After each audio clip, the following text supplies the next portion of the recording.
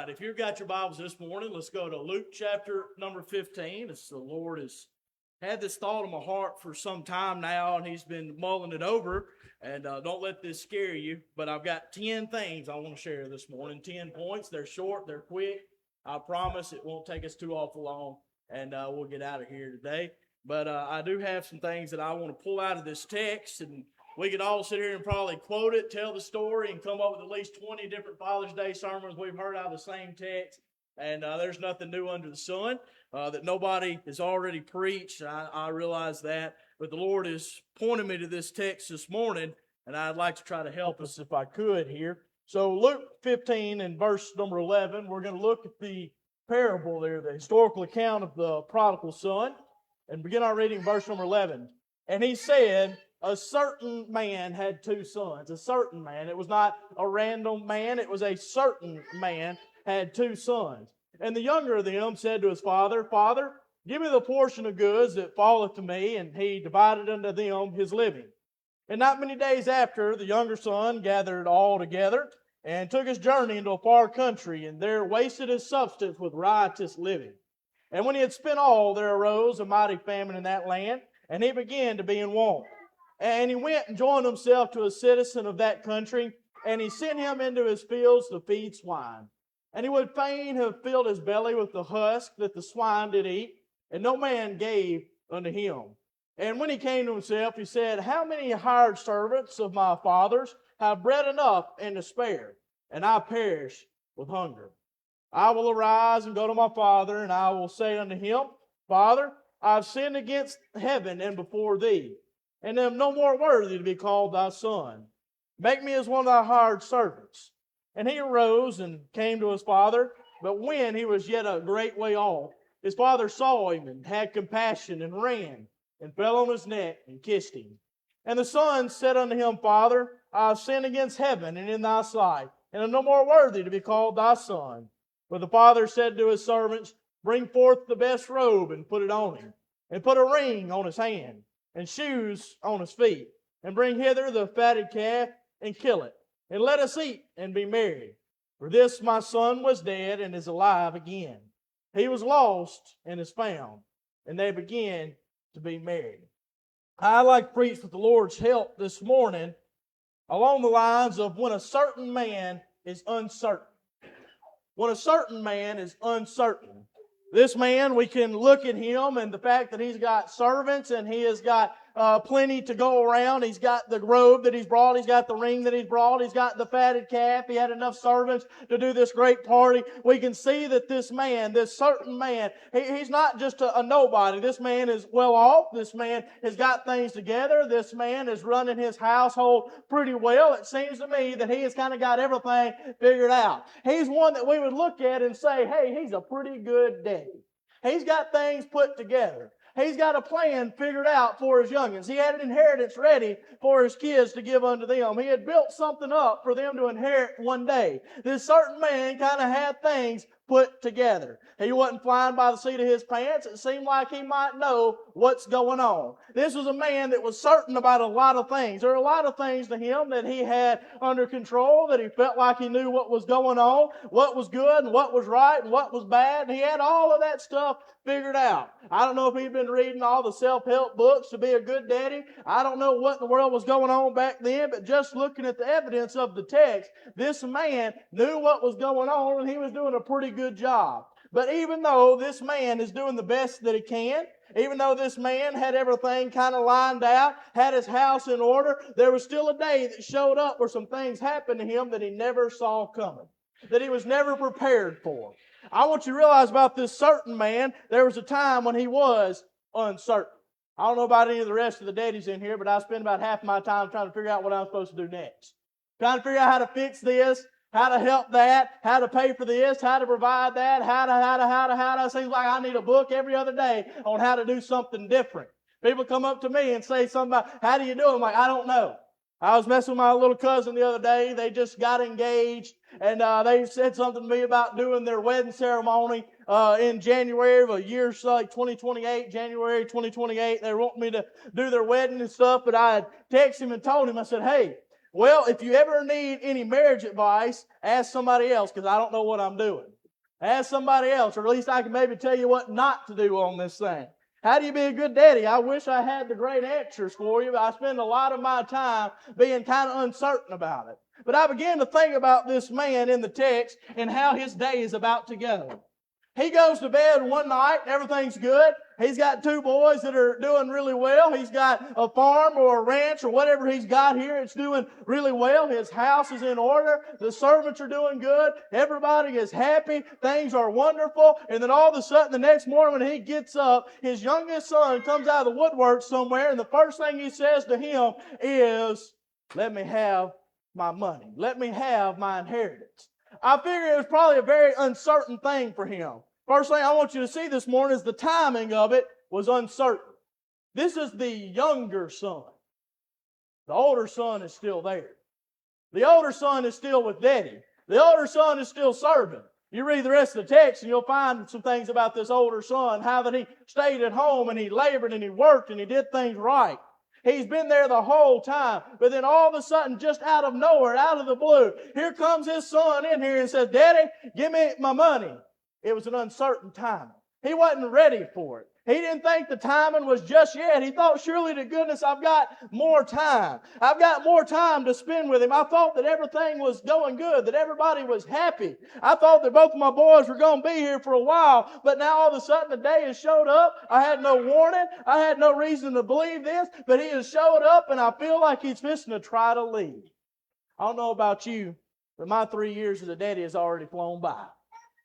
Some of you folks in here, y'all have had a daddy or y'all have had kiddos and you've had grandkids longer than I've been alive. Some of y'all have been doing this daddy thing for a long time. But if we would be fair this morning, we could go around the house and nobody in here would say anything different other than it flies by. It flies by. One day they're waddling around in diapers. The next day they're leaving in the driveway and they're getting out of this place to go to their own home. Or they're getting married and they're going home with their spouse. I remember when me and Sue got married, we were standing and Sue was down there on the floor with her daddy fixing to give her away. And of course I'm standing up here and I'm waiting to go down and get her, and they're playing the song and Mr. Ryan is hugging on Sue, and I think they had to start the song over. He hugged her so long, crying all over. I'm like, I didn't think I was that bad. I didn't know it was so bad for you to give her to me, but I didn't know if I was going to have to go fight him for her or what. But he's sitting there and he's hugging her neck because that's his baby girl. He didn't think the timing was going to go that quick. He wasn't quite ready for it. See, the point of the matter is we do not know as parents when it is that our kiddos are going to leave. We don't know when they're going to go. They might do it at 18, they might do it at 20, they might do it at 25. You don't know when they're going to do it, but you can go ahead and realize this: there is going to come a day when you're going to wake up and the kiddos are going to be headed out to start their own lives. And nobody's ready for that time, are we? Nobody wants that time to come true. I understand you want your kids to succeed. I want mine to grow up. I want them to have a great marriage. I want them to serve the Lord. I want grandbabies one of these days. But let's take our time until we get there. Let's enjoy it while we got it, how it is right now. Let's have a fun time how they are. But the truth of the matter is, I'm going to look up one day, and my youngins, I'm going to be thinking back to how things used to be. I remember when they were this little. I remember the first time they did that. I remember the first time that they walked or the first time that they ran. And I'm going to think back on that and I'm like, where did my time with my kids go? His daddy here thought he had plenty of time. He said, I figured the older one would leave first, but no, here comes the younger one out of nowhere. The timing was uncertain. He wasn't ready for it. He wasn't ready for him to go. He wasn't ready to see his boy go just yet. But here he goes. But you can read your text there. He goes unto his daddy and he says, Daddy, I want my inheritance. The Bible says he gave unto them his inheritance. He gave it to the oldest and he gave it to the youngest at the same time there. But not one time in the text did he ask what the money was for. Not one time did the daddy say, what are you going to do with this money? Not one time in the text, right here at this verse at least, did the son tell the daddy he's about to leave. He just said, I've got some money and I want you to give it to me. The timing is uncertain. The purchase was uncertain. Brother Barry, what would you do when Kenzie walks in and says, hey, I want my part of the wheel right now? What part? Yeah. I started to say something, but I won't go there. We always joke with Mom and Daddy. he'll joke around. He's a big joke right here. He'll say, that's why you're not in the wheel, or something like that, talking to me and Trey. He told me one day, he said, that's why you're not in the wheel. I said, that's fine. I didn't want to hear that debt no ways. That'd be just fine. But anyways, big joke. But he goes up to his daddy and says, I want my part of the inheritance. I want my part of the will. And I wonder what was going through his daddy's mind. What's he going to do with this? What are you going to do? Maybe his mind went to some good things. Hey, maybe that old gal he's been talking to is ready to go buy an engagement ring. Maybe I'm supposed to get me a daughter-in-law out of this thing. Maybe he sees that house that's for sale down the road and he's supposed to go down there and he's going to buy that house. Maybe he wants to do something good with that money. Or maybe it's something bad. He has no idea what is fixing to happen. He has no idea where his kid is about to end up. He has no idea what he's about to spend this money on. He just knows that his son has come and he has asked for his inheritance, and now him as a daddy, he has given that to him with no idea what's about to happen. Some of us, I mess with kids all the time. They'll be in high school. They love the question, what are you going to do after you get out of school? I'm not sure I've ever got an answer. I don't know. I don't know what I'm going to do after school. I really don't know. We were talking to a guy the other day. We were doing the paperwork on Sue's car. And we were talking to this guy, and I said, what are you going to do after school? He was a business major. He said, I don't know. But I'll have a business degree, so I'll be able to do something.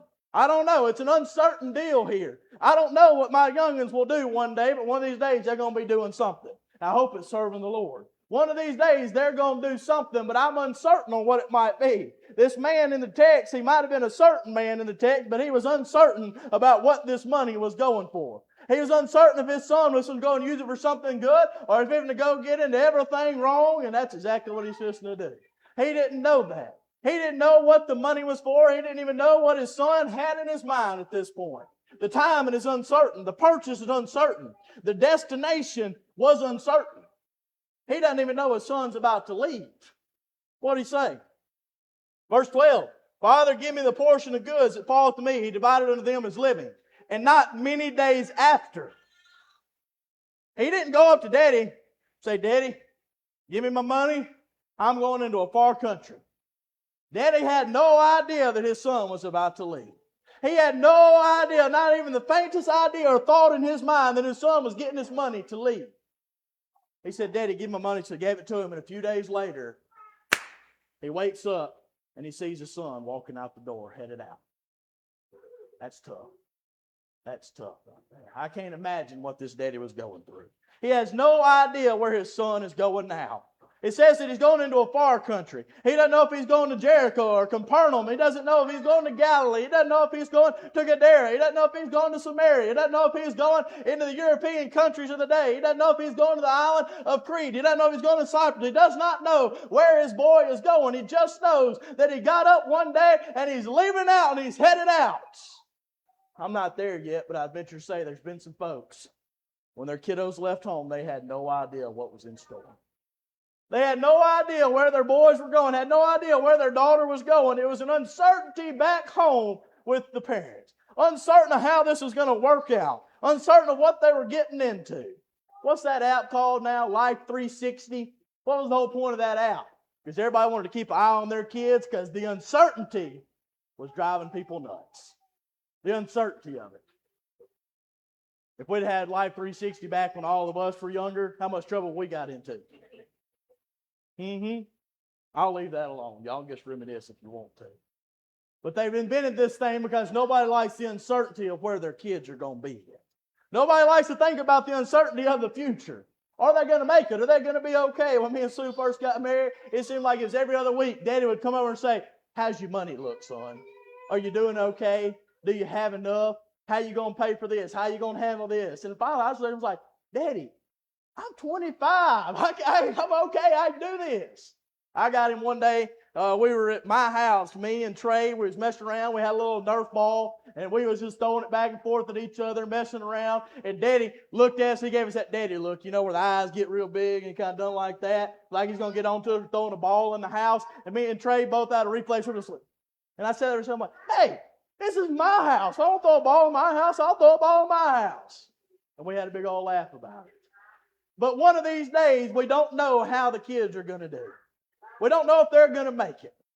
We just had the wedding yesterday of Jack and Rachel, and Now they're down there in Florida and they're having a big old time, or I guess they're probably still on the way down there, but they're going to have a big old time when they get there. They've got to figure out now how to be a husband and a wife. They've got to figure out how they're going to live and how they're going to pay for things and how they're going to care for Presley and how they're going to do all these different things. They've got to get that figured out. But there's a time that we can look at it and say there's uncertainty along that. We don't know how it's going to go. We don't know what the future's going to hold. Many things about tomorrow I don't seem to understand, but I know who holds tomorrow and I know who holds my hand. I love that song. We don't know all the things there is to know about tomorrow. Just like this daddy, when he saw his son leaving out, he had no idea where he was going. He just knew that he was leaving. But you don't see the daddy stopping, do you? Nowhere in the text. You don't see him ask what the money's for. You don't see him ask where he's going. You don't see him doing none of those things. You just see him, a daddy that's watching his son head on out. The timing is uncertain. The purchase is uncertain. The destination is uncertain. The result is uncertain. We don't know what's going to happen. Maybe he had a plan. Maybe he didn't. Maybe he was winging it. Maybe he had it figured out. Maybe he had a friend that he was going with. Maybe he had a place, a destination in mind. We don't know. And then you'll see the fifth thing. The reason was uncertain as well. The reason. This daddy gets up. One day his youngest son asks for all of his inheritance. A few days later, he gets up and the bed is made up and the son is nowhere to be found. He is headed out. I wonder if this daddy began to think to himself, what did I do to make him leave? What did I do to run him off? What did I do? I thought things were good around here. I mean, my oldest son is still here. He's still laboring. He's still working. He's still doing real good. But the youngest one is left. What did I do? Where did I go wrong? What did I do to make him upset and want him to go? Was it something I did? Is there guilt there? Is there worry? Is there blame that I need to give to myself? Can you imagine the heartache of a man when he looks and says, my son is gone? And I don't know if it was my fault or not. An uncertainty. An uncertain man here as he has watched his boy head on out. There's some things that he was uncertain of, but then I'm glad there's some things that he could be certain of as well. You see, as he's sitting there pondering on his heart and thinking the things on his mind of, was it my fault? What was the reason? Why did he go? Why is he leaving? Is he mad at me? Is he not happy? Has he got something else that's better for him? I don't know what's going on. When he begins to reason that on his heart, there's one thing that he can come back to, and I hope that we can come back to it as well. We know that the reason might be uncertain, but we know that the way we raise him can be certain, can be right. He knows in his mind that he never gave his son a reason to go. He can know in his mind that he loved him, that he cared for him, that he provided for him, that he did everything he could to make sure that his boy had every chance to succeed. He didn't give him a reason to leave. He just provided and nurtured and taught him and did all that he could. I didn't provoke him to wrath. Ephesians 6:4 says this, and you fathers provoke not your children to wrath, but bring them up in the nurture and admonition of the Lord. I believe the only comfort this certain man had while he was sitting there and he was waiting on the return of his son was to know in his heart that he did all he could to try to keep his boy there. He did all he could do. We don't know. We don't know what's going to happen one of these days when these kiddos are older and they're heading out. But all I can control is how much love I put into my kids while I got them. I heard Brother Kerry Nelson preach one time. I say preach. He didn't get to preach because the Lord got on him and he got up there and he began to just bare his heart. And he was talking and he realized that he had 18 years and everything he could do in 18 years, that's all he had. He couldn't go back and start over. He had no second chances. He had 18 years to put everything he could into his youngins. 18 years to teach them how much he loved them and teach them about the Lord. 18 years to do everything that he could. And one of these days they were going to walk out the door. And he just had to hope that he had done enough in 18 years. This man, he sits here and he's looking at his older son and he's looking where the younger son's supposed to be. And he's not there anymore. He's thinking back in his mind, I didn't do nothing to send him off. I loved him just like the other one. I provided just like I did my other one. I gave him a house. I gave him a bed to lay his head in. I've given him a future. I've done all that I can do. And I'm comfortable in knowing that I put all I had into it. As Paul says, I kept back nothing. I gave it all to him. I didn't try to treat him wrong. I did all that I could possibly do here. I know that his raising was certain. It was certain that I did all I could do. But not only was the raising certain, you'll find the position was certain as well. The position of this father. You see, the son is going to come back. We know how the text goes. What would happen if the daddy wasn't where he was when the son left? He wouldn't have found him. He wouldn't have found him. His position was certain as well. I wonder if he had in his mind, maybe I ought to go after him. Maybe I ought to go try to find him. Maybe I ought to send one of my servants to go get him back. He didn't do none of that. He just said, I've already got one son here with me. I've got servants. I've got success. I'm going to stay right here for when he comes back. I'm going to stay right where he knows to look. Right where I'm supposed to be. I'm just going to be stable. I'm going to be the same daddy that I've always been. I'm not going to change my tune. I'm going to make sure that there's still plenty of love for him when he comes back to this place. When I was first ready to preach, I was preaching at a church over in Pontotoc. There was a gal that was coming to church out there, and she was rough. She'd had drug problems her whole life, been kicked out, different homes. She would stay with this one, and then the other one would be fed up with her, so they'd send her somewhere down the road. They were just trading her back and forth, never had anywhere to go. She'd come to the church house, and I remember I got there, and I was like 30 minutes before service, and I pulled in. They met me at the door. There wasn't like 12 people in the church, so when somebody new shows up in the church, 12 people, everybody knows. Can't hide. But she shows up. They met me at the door, and they said, Brother Easton, we don't know what we're going to do. There's this woman in here, and you can tell she's got a history of drugs, and everything's bad. I said, we're going to have church. What do you mean what are we going to do? We're not going to do anything different. We're going to have church. I mean, there ain't many of us in here anyway. We're just thankful the Lord sent another one. We're going to have church. We're going to be excited about it. But when they began to have church, but I began to talk to that lady and try to witness to that lady and try to help that lady, and she had nobody. She couldn't go back to her parents. She couldn't go back to her brother's house. Nobody had anything to do with her anymore because of the choices that she had made in her life. This boy here, what good would it have done for him if when he went into the far country and he came back, Daddy snarled up his nose at him and said, you can't come back here. He still had plenty of love. His position was still certain in the fact that when the son came back, he was going to be the same daddy he always was. He was still going to love him. He was still going to care for him. He was going to welcome him with open arms because the position of the daddy needs to be a place of stability and love for their kiddos. So when they come back, they have somebody to come back to. It's amazing to me. Can we agree that all throughout this world there are people that life has knocked down and they've been trampled down and they need somebody to help them back up? But for some reason, we want to snarl up our nose because they're down there on the ground and we're up here. And we're too good to get down where they are and pull them back up and help them. Sure, I'm glad my Savior didn't snarl his nose up when he went in the miry clay to get me. He sure didn't get nothing in return, did he? That was a bad deal. That was a bad deal. He should have just left me where I was at. I was glad he didn't, though. The position of the daddy ought to be right where it was and still love them when they come back home. I think this daddy knew in his mind his son was coming back. I really do. I believe that with all my heart that he knew one of these days he was coming back. And I'll prove it to you in the text here in a minute. The position of the daddy was certain. His desire was certain. It was certain that he was wanting his son back. How do you figure that, Brother Easton? Well, it says in verse number 20, and he arose and came to his father, but when he was yet a great way off, his father saw him. How do you think he saw him a great way off? He was looking for him. He was looking for him. I get in my mind, and this is just where my mind goes, so if you don't like it, that's fine. You imagine however you want to. I'm the one preaching right now. When you preach how you want to. Y'all good with that? Prodigal son is gone in the far country. I believe Daddy gets up, and he sees him leaving, and he's going out, and he sees him going down the road, and he's going that way. His daddy's watching his back, and he's watching him as he leaves. Every day he gets up and he comes out there and he looks down the road. Wonderful son's coming back today. Goes and does something else for a little while. Comes back lunchtime. Looks down the road to see if his son's coming back. He's done that for a few days. He goes back. About dark time he comes and looks in the evening to see if his son's coming back down the road. Keeps on a looking, keeps on a checking. I wonder if he got tired of standing. He went and got one of them old plastic lawn chairs. Sat it out there in the shade tree next to the mailbox, watching to see if his son was coming back. All of his servants are upset at him.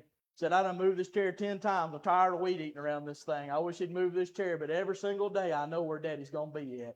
He's sitting in that chair and he's looking down that road waiting for his son to come back home. Because he has a desire to see him come back. He has a desire to wrap his arms around him once again. Has a desire to welcome him back into the fold, to love on him once again. He wants to see him. He wants to see him again. He's got a desire and a love for his son to come on back. But then you'll find not only was his desire to see his son certain, you'll find here the forgiveness was certain as well. Forgiveness. What did his son say? He's laid up there in the pig pen. Verse number 17, it says, when he came to himself, when he had that aha moment and he realized and he began to look around, realized just how far he had fallen, realized just what a mess he was in, and he began to think to himself, said, I remember back at Daddy's house. I remember how Daddy used to be, and he's still the same way. I remember how Daddy used to be. How that he used to love on us. How that his servants had bread and enough and plenty extra. They had plenty to eat on. They had plenty of clothes. They had protection, provision. He took care of them and he took care of me and my brother. I'm going to go back and say I'm no more worthy to be called your son. Just let me be a servant. Because being a servant is better than where I'm at now. He's in a mess. He's down in the middle of the hogs looking to eat the same thing they're eating. By the way, the Bible says he feigned. He feigned and filled his belly. That means he wasn't eating it. He was wishing he could eat it. Everybody talked about him eating the same things the pigs were eating.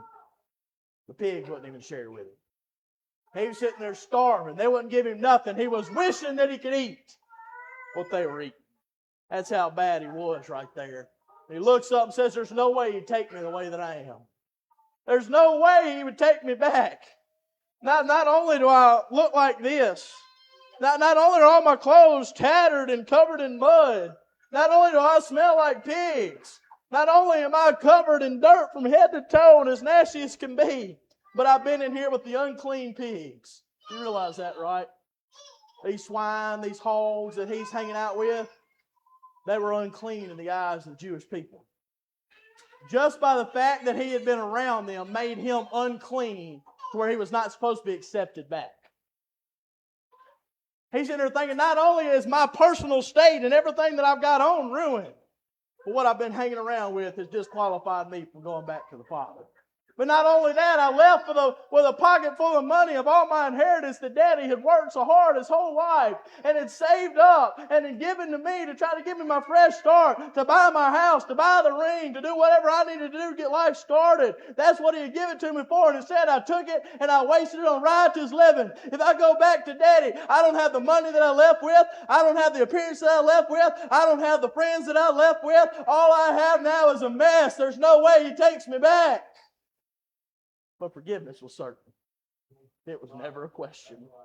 It was never a question because every single day, Daddy is sitting at the end of the driveway looking, waiting for his boy to come back. Looking down the road saying, come on back, let me love on you again. One of these days, he goes out there and he looks, and he saw him a great way off. Looked at him. Bible doesn't say that he had any thoughts about it, but can you imagine looking down the road? Oh, there's somebody coming. Is that him? What are they wearing? Is that dirt and mud? Golly, his hair's down to his shoulders. That's a rough fella right there. And he begins to look a little bit closer and says, wait a second. That just ain't any rough fella. That's my boy. That's my boy coming down the road. And he takes off, running after him. Says he has great compassion on him. He goes and he falls on his neck and kissed him. You know why he fell on his neck? I heard a guy preach it one time, and I can't remember the text, but he pulled out of the Old Testament Levitical law. This son and everything that he had done and how they had left and ashamed his father and he'd been with the hogs and all of that, it was perfectly justifiable for him to be put to death for all that he did. So when Daddy came and fell on his neck, it wasn't just about loving on his son. It was protecting his boy, even though his boy had done wrong. That's a father's love right there. But he comes up to him and he hugs him up, puts compassion on him. He kisses him. He doesn't say one time, boy, you smell bad. He didn't say, what happened to your clothes? He doesn't say, what happened? Why is there mud and stuff all over you? He didn't say, where have you been? He didn't say, what have you been doing? He didn't say, where's the money that you left with? He didn't care about none of that stuff because all he wanted was his boy back, and he finally got him back. And he was excited about it. The love and the compassion that he showed. that forgiveness was always certain. But something else was certain as well. The preparation was certain as well. Daddy had been preparing for this day. He knew one of these days that his boy was going to come back, and he wanted to be ready for it. How you know that? Look at your Bible. Said he falls on his neck, and his son begins to say that he'd been rehearsing. Can you imagine him? He's been walking from a far country. He's got his head down. He's kicking a rock down the road. Man, I sure have made a mess of this. I left, had all these good things for me, and now I'm coming back like this. I'm going to go tell Daddy when I get there that I've sinned before you. I've sinned before heaven. I ain't no more worthy to be called your son. I don't even be called your son anymore, but just take me back as a servant. He's been rehearsing it the whole way back. Tears running down his face, making grooves through the dirt and the mire that's all over his face. Crying on his way back to Daddy, thinking, oh, please, just take me back. I don't even have to be a son. I just want back in the family as a servant. Let me back in. And he gets there, and his daddy hugs on him, and he starts to say that he's rehearsed for so long. He begins to talk, and I wonder if his daddy's like, boy, just be quiet. Just hold on for just a second. He goes up to him, and he says in verse 21, the son said unto him, Father, I've sinned against heaven and in thy sight, and no more worthy to be called thy son. But the father said to his servants, like his son sitting there trying to confess and say all the things that he's done wrong. The daddy's like, I ain't worried about that. I'm not worried about what you did. I'm just worried about the fact that you came back home again. He said to his servants, bring forth the best robe. You know the one I'm talking about? It's the one that I had special made. It's been hanging in the closet that nobody else has ever worn before.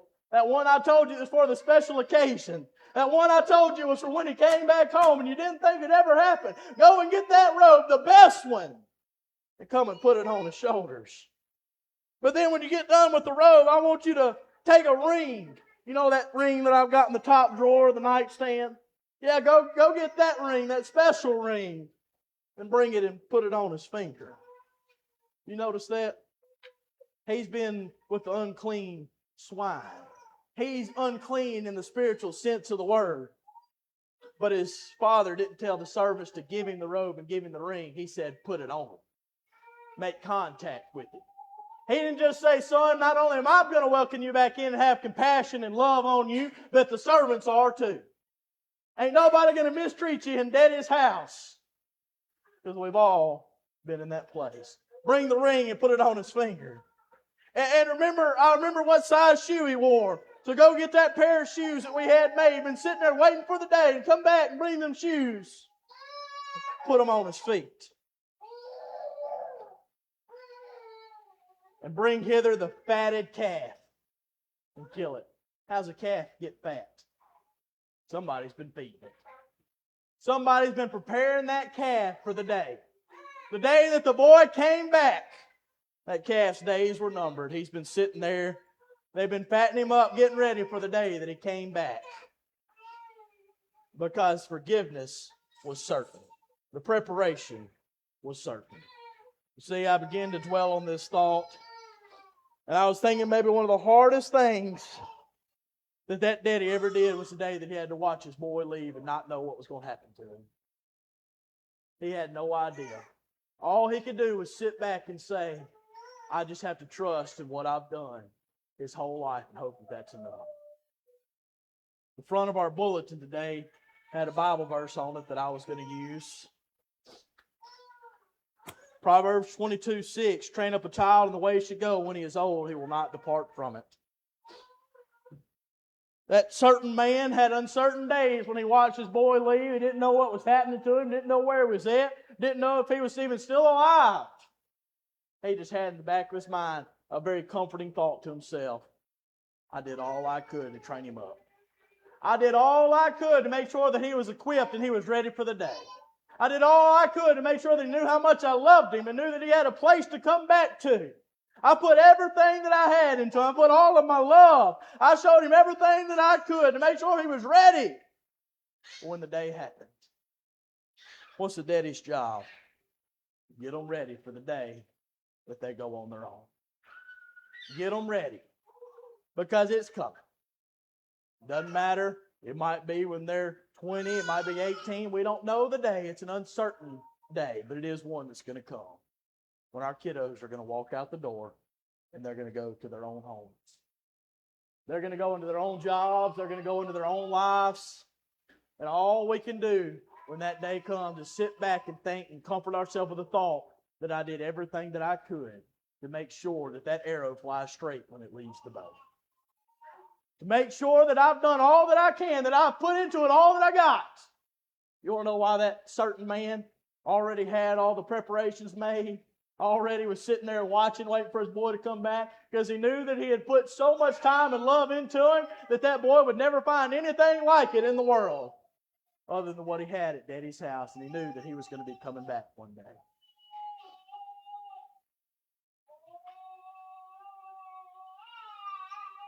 I just want to know that when my kids become to that age and they get ready to head out of this place and they go back to their own spouses, their own homes, I want to have peace in knowing that I've done all that I can do.